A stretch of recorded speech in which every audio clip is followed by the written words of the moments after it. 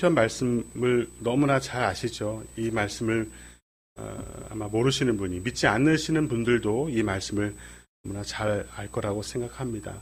오늘 이 시편 23편의 말씀을 통해서 결여에서 부족함, 결여에서 사명으로라는 제목으로 함께 하나님의 말씀을 나누려고 합니다. 제가 와서 보니 이미 여러분들은 다 사명으로 사시는 것 같아서 이 말씀이 의미가 없지 않을까 이런 생각도 들지만, 이게 살다 보면 사명으로 사는 것 같아도 순간순간 우리 마음 가운데 이 부족함을 채우기 위한 욕심껏 사는 인생이 늘 우리이기 때문에 오늘 말씀을 잠시 묵상하면서 우리가 여전히 결여의 이슈로 살고 있는 부분이 혹시 있지 않을까. 그래서 사명으로 살아가는 저와 여러분이 되기 위해서 오늘 말씀을 함께 묵상했으면 좋겠습니다. 저와 여러분이 살아가는 인생 속에서 빠지지 않는 이슈가 있다면 결여에 관한 것 같아요. 뭔가 항상 부족하다는 느낌을 지울 수가 없는 것 같아요. 살아가면서. 우스갯소리 같지만 우리 자매님들 같은 경우에는 이 부족함이 뭘까 보면 옷장을 탁 열어서 옷을 열면 없는 거 투성이가 막 보이죠. 그래서 이번 봄에는 이런 패턴의 옷을 사야겠다. 그래서 웃옷을 사면 바지가 없고, 바지를 사면 치마가 없고, 치마를 사면 신발이 없고, 신발을 사면 들백이 없네. 뭐 이런 것들. 이런 것이 결여, 부족함. 늘 이렇게 부족함이 있는 거예요. 그래서 우리는 나의 만족을 채우기 위해서 하루하루를 살아가고 있는 것이 아닌가 하는 생각이 들어요. 남자들도 마찬가지입니다. 경차를 몰 때는 준중형차를 막 사모해요.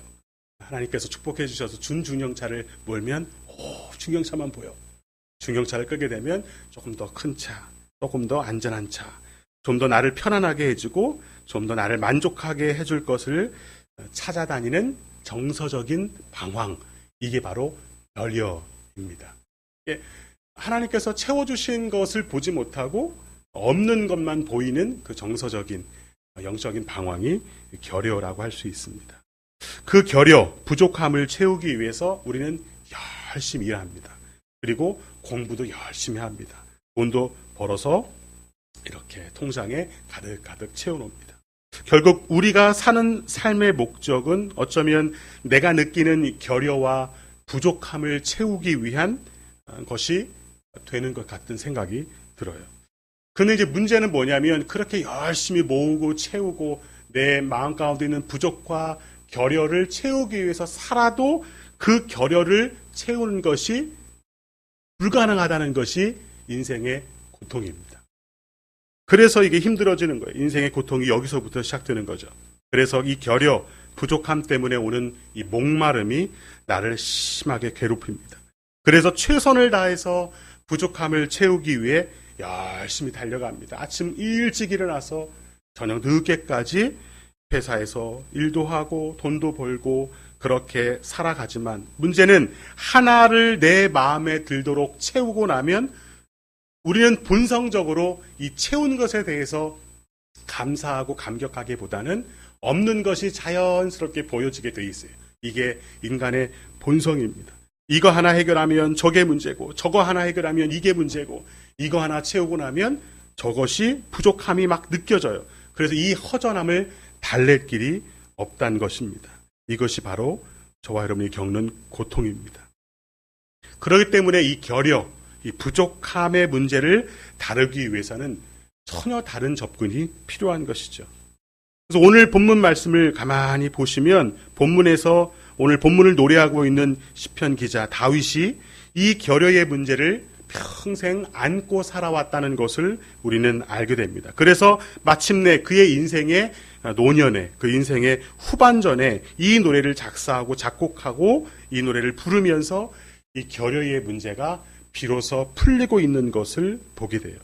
그런 의미에서 이 노래는 단순히 목가풍의 그런 로맨틱한 노래가 아닌 것이죠. 평생 결여의 문제와 싸우면서 어떻게 하면 이 결여, 부족함의 문제와 싸울 수 있는가. 즉, 이 삶의 목적의 문제 앞에서 흔들리고 살아왔던 다윗의 모습을 대표하고 있는 노래라고 할 수 있겠습니다. 사랑하는 여러분, 다윗이 뭐가 부족했겠습니까? 우리가 잘 알고 있던 것처럼 다윗은 온 세상의 전부를 가졌던 사람이에요. 북이스라엘과 남유다를 통일 왕국을 다스렸던 절대 왕이었어요. 그러니까 지금도 이스라엘 백성들은 다윗을 최고의 왕으로 그렇게 생각하지 않습니까? 절대 왕이었어요. 그래서 가진 것이 너무 많아서 지금 당장이라도 성전을 지을 정도로 가진 것이 너무 많았어요. 근데 너는 피를 너무 많이 흘렸기 때문에 네 아들 솔로몬을 통해서 성전을 짓게 될 거야 라고 주님은 말씀하셨죠. 물론 평생 하나님의 마음을 아프게 했었던 다윗의 그 치명적인 약점이 이성 문제였어요. 여자 문제. 그 여자 문제 때문에 하나님의 마음을 늘 아프게 했지만 어쨌든 인간적으로 세상적으로 봐서는 그냥 많은 여성을 이렇게 가슴에 안고 살아온 이렇게 부족함이 없는 것처럼 보이는 사람이었어요. 세상을 천하를 호령하던 임금이었습니다. 주변 이방 민족들이 다윗 하면 벌벌 떨었단 말이죠. 그런데도 다윗은 늘 허전했어요. 늘 부족했어요. 그러니까 새로운 것을 늘 찾고 외로웠어요. 아쉬웠어요. 만족하지 못했습니다.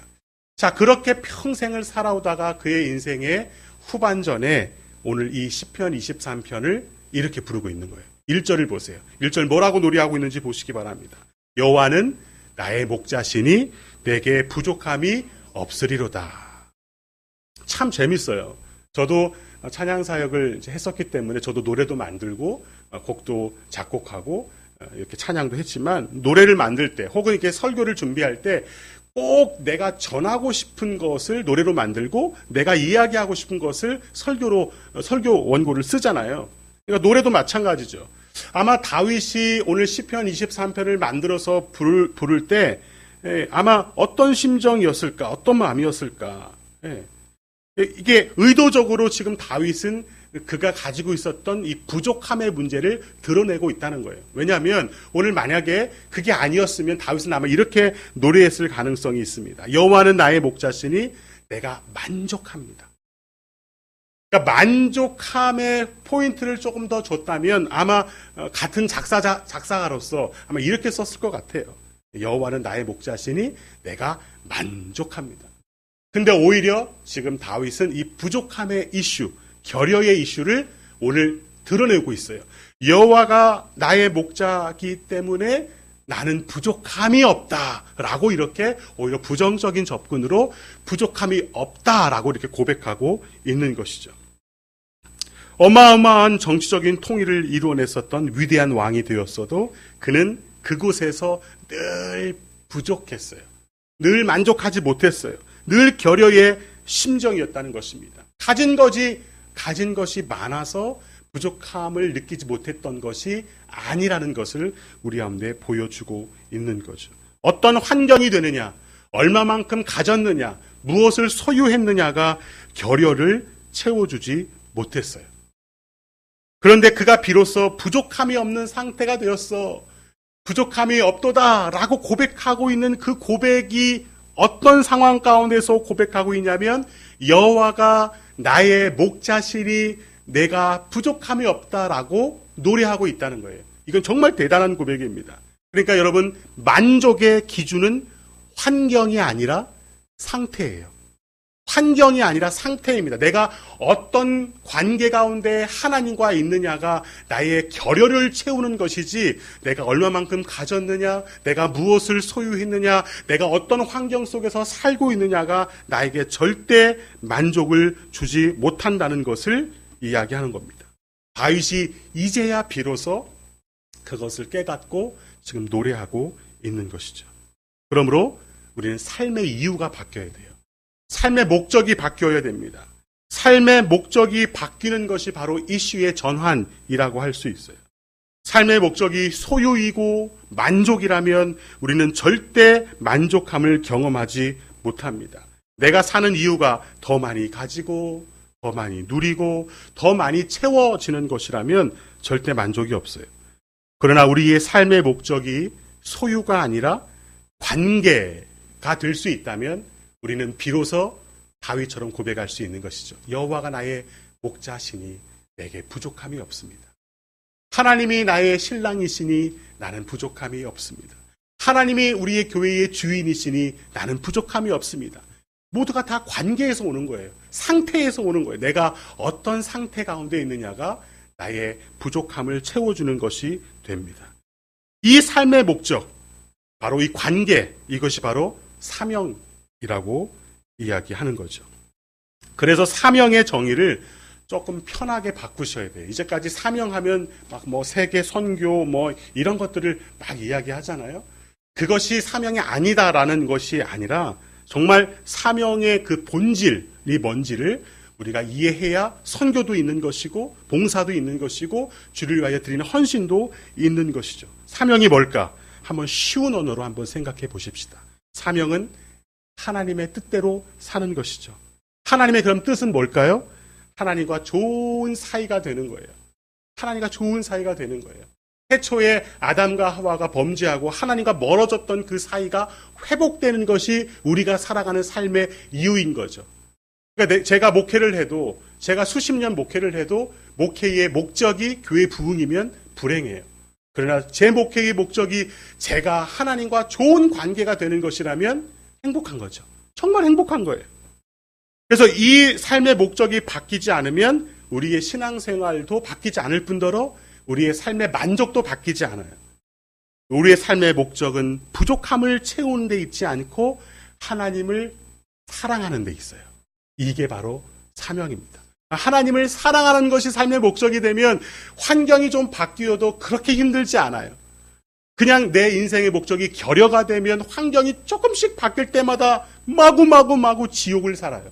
그러나 나의 삶의 목적이 환경이 아니고 하나님을 사랑하는 것이 되면 그 사랑 때문에 오늘 하루를 견딜 수 있는 힘을 우리 가운데 주시는 것입니다. 그래서 우리의 사명, 우리의 삶의 목적이 하나님을 사랑하는 것이면 하나님을 사랑하니까 선교도 하는 것이고요. 하나님을 사랑하니까 죄를 멀리하는 거예요. 하나님을 사랑하니까 교회 봉사도 하는 것이고 하나님을 사랑하니까 원수도 사랑하게 되는 거예요. 까짓 것. 이런 게 되는 것이죠. 내 삶의 목적이 사명이 되면 저와 여러분의 시선은 부족함, 결여에 두지 않습니다. 오직 하나님께만 두는 거죠. 이게 바로 하나님을 바라보는 것, 이게 바로 하나님을 의지한다는 것의 의미예요. 하나님을 의지하고 하나님을 사랑하는 것. 그래서 다윗은 여호와가 내 목자이실 때, 즉 다윗과 하나님과의 관계 안에서 나는 부족함이 없어를 평생을 통해서 배운 거예요. 수없이 많은 것을 가져봐도 부족함이 채워지지 않아서 이 사람 저 사람 이 여자 저 여자를 만나면서 살아왔던 다윗이었는데 이제는 하나님과의 관계 안에서 그분이 내 인생을 인도해 가시는 목자가 되시기 때문에 이제 이런 것들이 별로 제 삶에, 우리 삶에, 다윗의 삶에 만족이 아니었어요. 그래서 하나님과의 관계가, 하나님이 나의 목자가 되실 때 부족함이 없다고 고백하는 것이죠. 자, 이제 그 부족함이 없는 것, 그 부족함의 이슈에서, 사명에서, 결여에서 사명으로 산다는 것이 그럼 과연 어떤 삶일까를 이제 말씀을 통해서 하나씩 묵상해 보도록 하겠습니다. 첫 번째, 2절을 한번 먼저 읽어보겠습니다. 2절 같이 읽어보겠습니다. 시작. 그가 나를 푸른 풀밭에 누이시며 쉴만한 물가로 인도하시는도다. 우리가 결여에서 사명으로 살기 위해서 필요한 첫 번째 신앙의 원리는 오늘 내게 주신 환경을 인정하는 것입니다. 한번 따라해 보겠습니다. 오늘의 환경, 인정하기. 오늘 내가 사는 이 삶의 환경을 내가 인정하는 것이 왜 그렇게 중요하냐면 보세요. 그가가 누구예요? 하나님, 여호와. 하나님이 그가 나를 푸른 풀밭에 누이셨대요. 그리고 쉴만한 물가로 인도하시는데 누가 나의 목자가 되세요? 그분이, 하나님이, 내가 사랑하고 내가 좋아하고 내가 영원히 그분과 관계하고 싶은 그 여호와 하나님이 나의 목자가 되셔서 그분이 나를 인도하시는데 오늘 나의 삶, 나의 환경이 푸른 초장이래요. 쉴만한 물가래요. 그렇게 고백하고 있는 것이에요. 근데 우리는 내가 원하는 환경이 딱 있어요. 내가 만족하는 환경이 딱 있어요. 그래서 힘든 것이죠. 근데 하나님께서 나의 삶을 인도해 가시고 하나님께서 나의 삶을 이끌어 가셔서 지금 오늘 살게 하시는 이 환경, 그 환경이 푸른 풀밭이요 쉴만한 물가로 인정하기 시작하면 그때부터 우리는 천국을 살 수 있는 것입니다. 실수가 없으신 그 신실하신 하나님, 완전하시고 온전하신 하나님께서 저와 여러분을 인도하시는데, 그렇게 인도하시고 계신 그 하나님의 그 인도의 결과, 오늘이 내 삶 속에 지옥이라고 여겨진다면 하나님이 나의 목자라고 고백하는 것이 가짜 고백인 거죠. 하나님이 나의 목자이시기 때문에 어떤 이유가 분명히 있겠죠. 그 이유가 뭔지는 내가 이해하지 못해도 우리 같은 새 가슴이 어떻게 하나님의 그 위대한 뜻을 다 이해할 수 있겠습니까? 그러나 이해되지 않아도 하나님이 나의 목자이시기 때문에 그 관계 안에서 그분이 인도해 주신 오늘의 내 삶의 환경이 푸른 풀밭이구나, 쉴만한 물가구나. 물론 내가 인간적인 눈으로 보면 오늘의 내 삶의 환경은 푸른 풀밭도 아니고 쉴만한 물가도 아니고 정말 지옥과 같은 삶이지만, 하나님이 어떠한 특별한 이유와 섭리 가운데 우리를 인도하셨다고 믿기에, 특별히 인정하기에 오늘 나의 삶, 오늘 나에게 주신 오늘의 환경은 푸른 풀밭이 되고 쉴만한 물가가 되는 것입니다. 그래서 나를 죽기까지 사랑하신 그 목자이신 하나님께서 인도해 주신 나의 삶의 환경이 천국이 될 수 있는 것이죠. 사랑하는 여러분, 지금까지 여러분을 인도해 오신 오늘의 환경이 하나님의 인도라고 여러분 믿어지십니까? 아멘이 잘 안 되시죠? 전하고 있는 저도 잘 안 되는데. 하나님 이렇게 인도하시는 게 더 좋지 않아요? 이렇게 우리가 기도해서 막 자꾸 하나님과 딜을 한단 말이죠. 하나님, 이게 좋은 방법인 것 같은데 왜 하나님은 왜 이 길로 인도하시는가? 이게 막 기도해서 막 씨름해요. 마치 막 야곱이 야복강에서 하나님의 사랑과 씨름하듯이 내 기도의 현장은 언제나 야복강이야 막 이러면서 씨름하는 모습이 있어요. 왜 그러냐면 오늘 내게 주신 오늘의 환경이 인정이 안 돼서 그래. 내가 원하는 환경이 있는데, 내가 원하는 그 기도 응답이 있는데 왜 응답하시지 않으신가? 하나님 한번 삿바 좀 해보십시다. 막 이러면서 이렇게 씨름하는 거예요. 이 씨름이 크다는 이유는요, 그만큼 욕심이 많다는 얘기예요. 저는 평생 아직도 가야 할 길이 많지만 그래도 비교적 제 삶을 살아오면서 저도 참 욕심이 많은 목사였던 것 같아요. 목회를 해도 막 큰 목회하고 싶고, 설교를 해도 막 유명한 설교자가 되고 싶고, 이런 욕심이 다 있어요. 사업을 해도 막 전 세계적으로 유명한 사업을 하고 싶고, 그게 무슨 욕심일까라고 생각했지만 그 욕심이 오늘 우리 안에 잉태가 되면 그게 죄가 된다는 것을 하나님께서 말씀해 주고 계시잖아요. 그러니까 욕심이 많을수록 내 현재의 삶과 환경에 대해서 인정하는 것이 참 안 돼요. 그러니까 한번 돌아보시면 돼요. 나는 왜 이렇게 하나님께서 내 삶을 인도해 주시는 것이 푸른 초장으로 인정이 왜 안 되나? 왜 이곳에서 내가 지금 쉬지 못하고 있나? 그러니까 우리는 좀 럭셔리한 호텔 같은 데 가야지 쉼을 쉰다라고 생각해요. 내 기도가 딱 응답돼야지 쉰다 생각해요. 그러나 그게 아니고 어느 곳에서든지 쉴 만한 물가라고 고백할 수 있는 신앙의 수준은 위대한 신앙의 수준이라기보다도 욕심이 없으면 돼요. 욕심. 보니까. 근데 이 욕심이 없는 것이 위대하더라고요. 위대해요, 정말. 그럼 욕심이 뭘까? 하나님, 여러분, 욕심이 뭔가요? 욕심. 제가 묵상해 보니까 욕심은 이런 거예요. 내가 원하는 것을 내가 원하는 만큼 내가 원하는 때에 얻고 싶은 거. 잘 생각해 보세요. 내가 원하는 것을 내가 원하는 만큼 내가 원하는 딱 그때에 이것을 가지고 기도하기 시작하면 야복강이에요. 이 욕심의 마음이 우리 가운데 사라지지 않는 한 참 천국을 살기란 너무 어려운 것 같아요. 그래서 우리가 믿음이 강하다고 하면서 믿음이라는 이름으로 막 돌파하려고 합니다. 돌파. 이곳은 내가 있어야 될 환경이 아니야. 이곳은 쉴만한 물가가 아니야. 내가 원하는 환경으로 가자.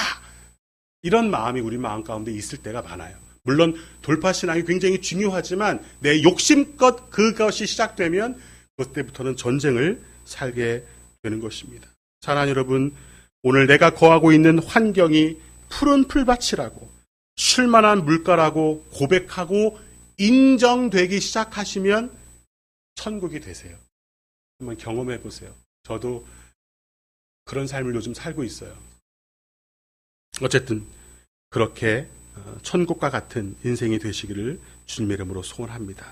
두 번째로 우리의 삶의 목적이 사명이 되기 위해서, 결여가 아니라 사명이 되기 위해서 필요한 두 번째 영적인 원리는 무엇일까?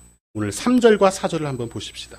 3절과 4절 말씀에 보시면 내 영혼을 소생시키시고 자기 이름을 위하여 의의 길로 인도하시는도다.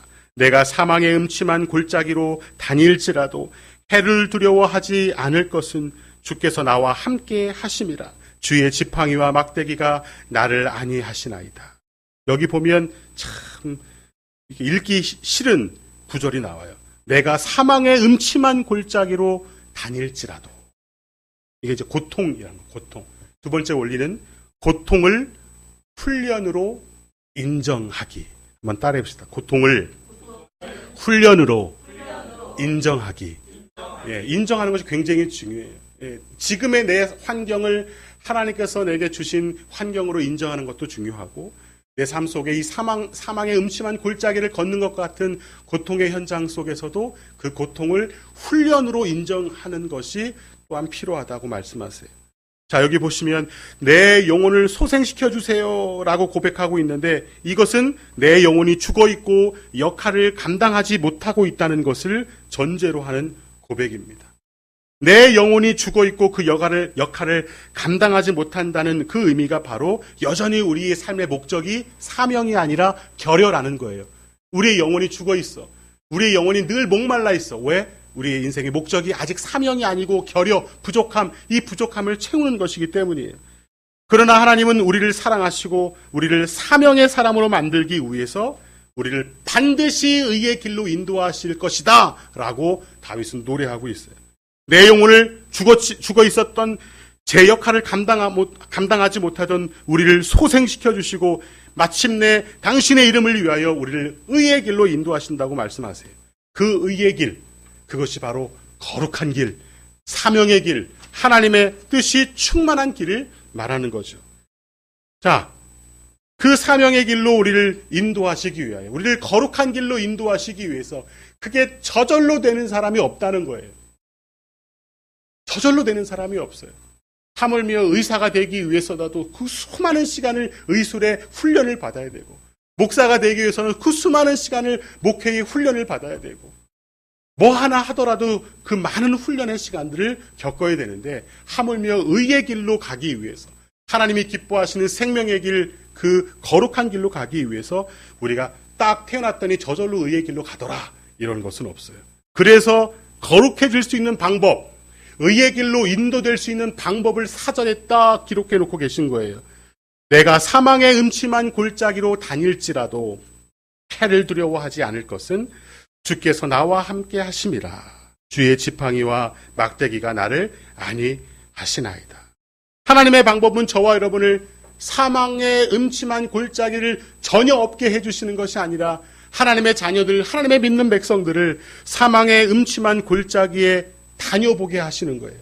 내 사랑하는 아들, 내 사랑하는 딸, 내 사랑하는 하나님의 자녀들을 사망의 음침한 골짜기에 두어보시는 거예요. 죽음과 같은 두려움과 고통의 자리에 머물게 하시는 것이죠. 그런데 거기서 끝나는 것이 절대 아니에요. 그렇게 사망의 음침한 골짜기에서 죽음의 문제와 씨름해보고 죽을 것 같은 삶의 고통의 문제와 씨름하면서 비로소 깨닫는 게 있어요. 뭐냐면 주께서 나와 함께 하시는구나. 사망의 이 음침한 골짜기에 내가 놓인 것 같아서 하나님이 나를 버리신 것 같고, 내가 하나님께서 나를 방관하시는 것 같고, 하나님께서 나를 사랑하시지 않는 것 같지만 그렇게 가만히 두어보시고 결국 마침내 이 사망의 음침한 골짜기, 우리가 이 골짜기에 거해도 해를 받는 것이 아니구나. 하나님께서 나를 이끌어 주시는구나. 주님의 지팡이가 있구나. 주님의 막대기가 나를 안위해 주시는구나를 깨닫게 되는 거죠. 요 깨닫는 이 과정, 사망의 음침한 골짜기에 하나님께서 이렇게 내버려 두시고 그곳에서 해를 두려워하지 않을 믿음이 생기고 그곳에서 하나님의 함께하심을 경험하는 이 모든 과정을 우리는 신앙생활이다 그래요. 이게 신앙생활이에요. 이런 시간을 보내면서 우리는 조금씩 의의 길로 인도되어지는 거예요. 이게 바로 의의 길로 인도되어지는 것입니다. 그러니까 어느 날 하루아침에 신학교 나왔다 그래서 갑자기 사명의 사람이 되는 게 아니에요. 제가 2004년도에 목사 안수를 받았는데 지금 15년, 14년이 지났어요. 목사 안수 받을 때 사명이 확 부어지는 게 아니에요. 사명이 물론 하나님께서 저를 향한 계획이 있으셨지만 그 수많은 시간 동안에 저를 사망의 음침한 골짜기로 툭 던져서 자, 한번 살아봐 하시는 거예요.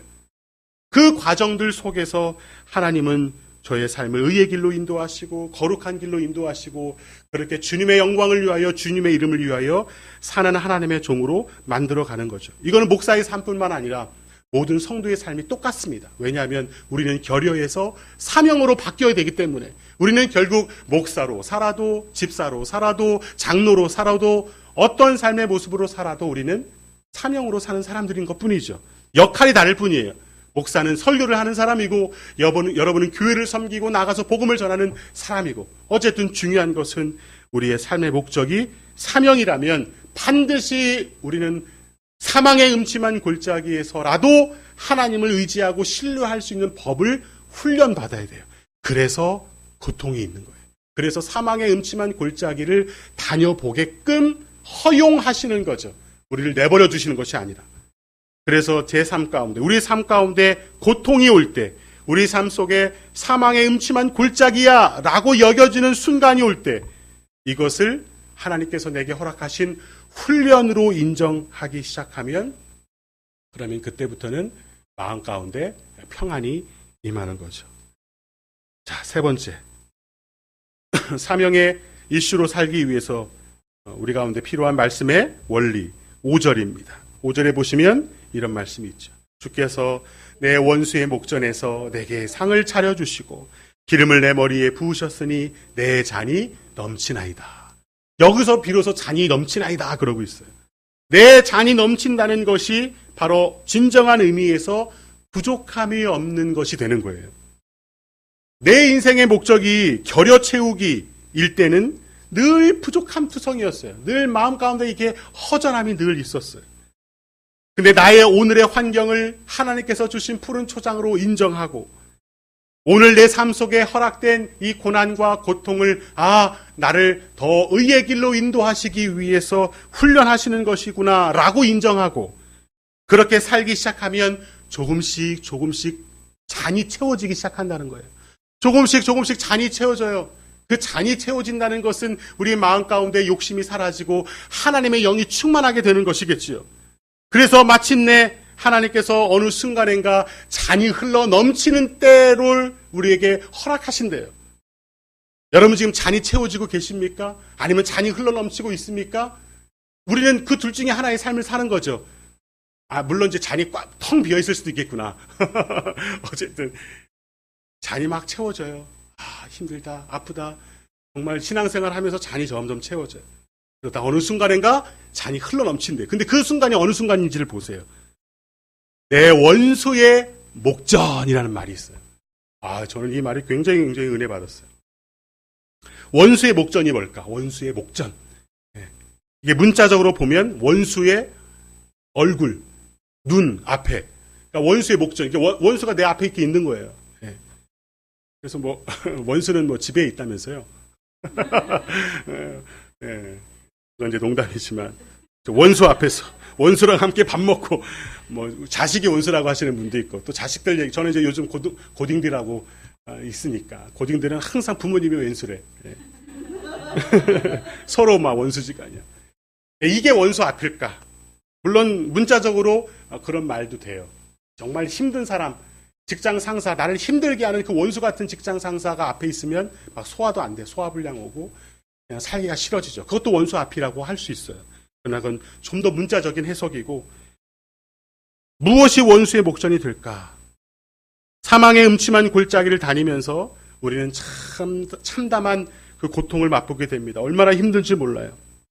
두려움과 싸우는 것, 이 재정의 문제와 싸우는 것, 건강의 문제와 싸우는 것, 삶에 그냥 살아가는 것 자체가 버거워서 삶의 문제와 싸우는 그 고통들이 다 사망의 골짜기라고 하셨어요.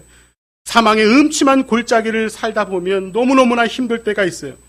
그러나 그 힘든 것이 정말 그 잔이 꽉 차는 게 있어요.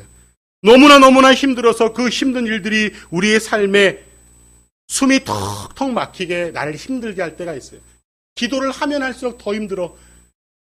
하나님의 뜻대로 살려고 하면 할수록 더 힘들어. 그래서 그 고통의 최고조, 최절정, 그 클라이막스가 있어요. 그게 바로 원수의 목전이에요. 그때까지 하나님은 기다리시는 거예요. 그때까지 기다리셔서 그 원수의 목전, 그 고통의 최절정, 그 클라이막스가 될 때 내 삶에 비로소 만족함의 잔, 그 하나님의 여호와의 잔이 막 넘치는 것을 경험하게 됩니다. 이런 고통이 지속될 때 하나님만이 이것이 원수의 목전이구나. 내 사랑하는 아들, 내 사랑하는 딸의 삶에 이 고통의 절정이 이 수가 아니구나 라는 것을 하나님이 아세요. 하나님께서 그래서 우리를 죽이지 않으세요. 고통 가운데 있지만 우리를 내버려 두시지 않으십니다. 우리가 견딜 만한 고난밖에 주신 적이 없다고 하셨어요. 그렇기 때문에 견디고 버티고 인내하고 참고 기다리는, 그래도 너무나 힘들어서 숨이 꼴딱 넘어가는 그때, 그건 하나님이 아시는 거죠. 그때가 바로 원수의 목전입니다. 그 원수의 목전이 되는 순간 하나님께서 뭐라고 말씀하시냐면 상을 차려주신대요. 여기서는 이런 상장 이런 게 아니라 밥상을 말해요. 밥상을 차려주세요. 여러분이 그런 힘든 인생 가운데 하나님만 바라보고 하나님만 의지할 것밖에 없어서 그냥 인내하고 참고 기다리고 견디고 버티고 참고 기다리고 인내하고 참고 버티고, 그렇게 하나님 앞에 인내의 삶을 살 때 그 원수의 목전이 딱 되는 순간, 하나님의 때, 이게 바로 하나님의 타이밍이라고 얘기하는 거예요. 하나님의 타이밍, 그게 원수의 목전, 그게 최고의 타이밍인 거죠. 그때가 되면 상을 쫙 차려주신대요. 세 개의 축복이 나오죠. 상을 차려주시고, 두 번째는 기름을 부어주시고, 세 번째는 잔이 넘치고, 이런 놀라운 축복을 우리 가운데 허락하시는 거예요. 우리 하나님께서 저와 여러분을 원수의 목전까지 나의 고통과 나의 이 해결되지 않는 문제를 기다리게 하시고 견디게 하시는 이유가 여기 있어요. 그게 바로 기름 부으심이에요. 기름 부으심. 하나님께서 원수의 목전에서 기름을 부으시는 거예요. 저는 목사 안수 받을 때 기름이 부어지는 줄 알았어요. 그래서 목사 안수 받자마자 막 안수하면 치유가 일어나고 막 이러는 줄 알았어요. 근데 그게 아니에요. 원수의 목전까지 가야 기름 부으심이 있는. 그건 목사나 성도나 똑같습니다. 우리의 삶에 하나님의 기름 부으심, 그 어노인팅이 있기 위해서는 우리는 그 수많은 시간들을 사망의 음침한 골짜기에서 한번 지내보는 거예요. 인생의 고통과 싸우고 하나님이 침묵하고 계시는 그 하나님의 그 답답한 상황들을 우리가 경험하면서 원수의 목전이 탁 될 때 하나님은 기름을 쫙 부어주세요. 자, 이제 네가 사명으로 살 수 있겠구나. 이제 네가 사명으로 살 수 있겠구나. 우리는 교회 멤버십으로 살 수는 있어요. 교회 멤버십, 그냥 교회 왔다 갔다 하는 그냥 썬데이 크리스찬으로 살 수는 있어요. 그렇게 예수님 믿고 구원받아서 천국 갈 수도 있겠죠. 그러나 삶의 목적이 바뀌지 않는 이상 그렇게 교인은 다른 사람을 살려내는 인생을 살 수 없어요. 여러분의 비종 사명문의 그 네 번째가 굉장히 마음에 들었어요. 그렇죠? 네 번째. 세 번째. 우리는 주님의 사람을 양육하겠습니다. 왜냐하면 그들이 또 다른 곳에서 주님의 사람들을 양육할 것이기 때문에. 이 양육한다는 것은 사역자예요. 사역자. 그러니까 목사, 장로 이런 사역자가 아니라 그냥 내 삶을 사역하는 마음으로 살 수 있으려면 그런 사람에게는 반드시 기름 부으심이 필요해요. 영적인 기름 부으심. 안수가 아니라 목사 안수 받는 이런 게 아니라 하나님이 기름 부어주시는 성령의 기름 부으심이 필요해요. 그것은 누구에게 주시냐면 원수의 목전을 경험해 본 사람만이 가질 수 있는 거예요. 그런 사람 주변에는요, 사람이 보여요. 왜냐하면 생명력이 있으니까. 생명력이 있는 사람에게는 하나님의 기름 부으심이 이렇게 흘러가요. 그래서 그런 사람과 대화하면 마음이 그냥 놓여지는 게 있어요. 그런 거 경험해 보세요. 저는 우리 김만천 목사님이 그런 분이셨어요. 저에게는 그냥 이분하고 대화하면 제가 힘들었던 순간들이 확 이렇게 녹아지는, 그 고통을 통해서 생겨지는 것이 바로 기름 부으심이에요. 여러분은 여러분 자녀에게 기름 부은 받은 부모이십니까?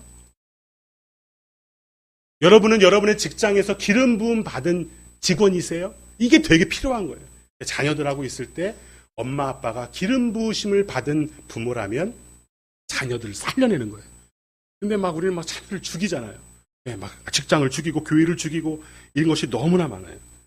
그래서 하나님은 저와 여러분을 사명의 사람이 되게 하시기 위해서 기름을 부어줘야 되는데 기름은 아무나 부어주는 게 아니거든요. 그래서 저와 여러분을 훈련의 현장으로, 사망의 음침한 골짜기로 우리를 인도하실 때가 있다는 거예요. 그래서 그거를 인정하고 이런 전체의 신앙의 과정들을 이렇게 한눈으로 보실 수 있어야 내가 지금 어느 상황 가운데 있구나라고 여러분이 보실 수가 있습니다. 마지막으로 네 번째, 이런 과정들이 너무나 힘들잖아요. 오늘의 환경을 하나님이 주시는 환경으로 인정하는 것도 힘들고, 사막의 음침한 골짜기를 가는 것 같은 고통의 현장을 훈련의 현장으로 인정하는 것도 힘들고, 그 기름 부으심을 가지고 사명으로 살아가는 것도 힘들고, 야, 정말 신앙생활이 힘든 거구나. 그러나 이것이 힘든 일이 육체적으로는 힘들지만, 그럴 수 있지만 정말 우리의 영혼이 주님 안에서 자유롭게 살 수 있는 근거가 되는 것이 네 번째예요. 6절의 말씀, 마지막 구절입니다. 6절의 말씀을 우리가 같이 읽어보겠습니다. 시작. 내 평생의 선하심과 인자하심이 반드시 나를 따르리니 내가 여호와의 집에 영원히 살리로다. 아멘. 하나님의 은혜가, 네 번째, 하나님의 은혜가 절대 떠나지 않으세요. 이게 기름 부심을 경험하고 하나님과 늘 동행하고 하나님만 바라보는 사람에게는요, 막 잔이 넘치는 경험이 있어요. 이거를 경험해 보시면 다시 옛날로 못 돌아가요. 내가 수고해도 만족을 누리지 못하던 삶을 살던 인생이었는데 그냥 에라 모르겠다. 이런 표현은 죄송합니다. 그냥 하나님 정말 뭐 죽이시든지 살리시든지, 에스더가 고백했던 것처럼 뭐 죽이시면 죽으리라, 이런 고백을 가지고 그냥 오늘을 살아가는 사람에게는 그냥 부어주시는 은혜가 있어요. 이거는 정말 경험해보지 못하면 어떻게 설명이 안 돼요. 선하심과 인자하심은 바로 하나님의 성품의 본질이에요. 선하심과 그 인자하심이 반드시, 옛날 번역에는 정령 이런 표현이 되어 있어요. 저는 이 정령 이 표현이 더 멋있더라고요. 내 평생에 하나님의 그 성품의 본질인 선하심과 인자하심, 이게 바로 은혜잖아요. 하나님의 선하심, 하나님의 사랑, 인자, 이게 바로 은혜인데 그 은혜가 끝까지 나를 따라오겠대요. 끝까지 나를 따르리니, 이 원어의 의미는 사냥꾼이 사냥감을 끝까지 추적하는 것을 말해요. 잡아야지. 끝까지. 그러니까 여러분을 향해서 한 번도 눈을 뗀 적이 없으세요. 우리가 뭐 느끼지 못해서 그렇지. 너무나 고통이 힘드니까, 너무나 아픔이 힘드니까 하나님 나를 안 보시는 거 아니야? 라고 그렇게 생각하는 것 뿐이지, 우리 하나님은 우리에게서 눈을 떼신 적이 한 번도 없으세요. 그래서 우리를 마침내 여호와의 집에 영원히 살게 하시는 거예요. 여호와의 집. 그 여호와의 집은 물론 천국이겠죠. 천국이겠지만 하나님의 나라라는 것은 미래적인 하나님의 나라도 있지만 오늘의 하나님의 나라도 있어요. 저와 여러분이 마침내 천국에서 영원히 하나님과 함께 살 그날도 있지만 오늘의 하나님 나라는 어디겠습니까? 그 중에 하나가 교회죠, 교회. 그 중에 하나가 또 가정일 거예요. 우리가 살아가는 삶의 모든 걸음걸음마다 하나님의 사람들이 모여서, 사랑하는 집사님, 사랑하는 성도님, 사랑하는 목사님, 제 삶의 환경이 지금 너무나 힘들고 아프고 내 입으로는 푸른 풀밭이라고 쉴만한 물가라고 인정하기가 어렵지만 이것이 바로 하나님이 나를 인도해 가시는 하나님의 뜻이었다는 것을 이제 조금 알 것 같아요.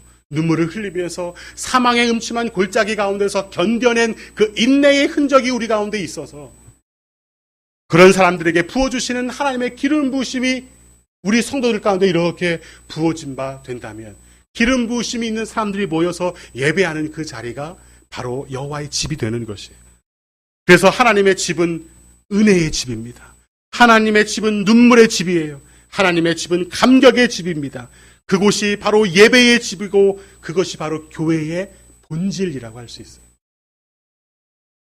하나님의 교회는 바로 이런 사람들이 모여서 함께 울고 함께 웃는 곳입니다. 내가 어느 곳에서 어떤 모습으로 살든지 그곳이 하나님께서 인도해 주시는 푸른 초장이라고 고백하는 사람들, 세상적으로 볼 때는 부족한 투성이인 것 같아도 이곳이 쉴만해 라고 여유를 부릴 수 있는 당당한 사람들, 사망의 음침한 골짜기에서 두려움과 싸워내면서 곳곳에서 인내와 견딤의 흔적들이 찢겨 있어서 물과 피가 흐르고 있지만 나와 함께 하시는, 그곳에서 나를 인도해 가시는 그 하나님을 경험한 사람들, 그래서 그 고통의 현장 속에서 하나님이 차려주신 밥상을 받아본 사람들, 고난과 고통 속에서 하나님의 기름 부으심을 경험해서 내 영혼으로 만족해 라고 고백해 본 사람들, 그 사람들이 모여서 드리는 예배가 주일 예배인 거예요. 이것이 바로 여호와의 집인 거죠. 일주일 내내 여러분의 삶의 현장에서 고통과 씨름하면서 살아가고 그냥 하루 근근히 벌어서 살아가는 우리의 인생이라 할지라도 이곳에 모여서 여호와의 선하심과 인자하심이 정녕 나를 따르니니 내가 여호와의 집에 영원히 살리로다. 그 믿음의 고백을 함께 고백하고 있는 믿음의 사람들과 모여서 이곳에 앉아 있다면, 그래서 두세 사람이 내 이름으로 모인 곳에 나도 그들 중에 있고 그것이 하나님의 나라가 된다고 주님은 말씀하고 있는 것이죠. 이런 사람들을 성도라고 부르는 거예요. 기름 부심이 없는 사람들은 교인이에요, 교인. 우리는 성도입니다. 성도들이 모인 곳이 교회이고 그런 교회를 하나님께서 책임지십니다. 우리 6절을 한번 마지막으로 다시 고백해 보겠습니다. 시작. 내 평생의 선하심과 인자하심이 반드시 나를 따르리니 내가 여호와의 집에 영원히 살리로다. 아멘. 우리 함께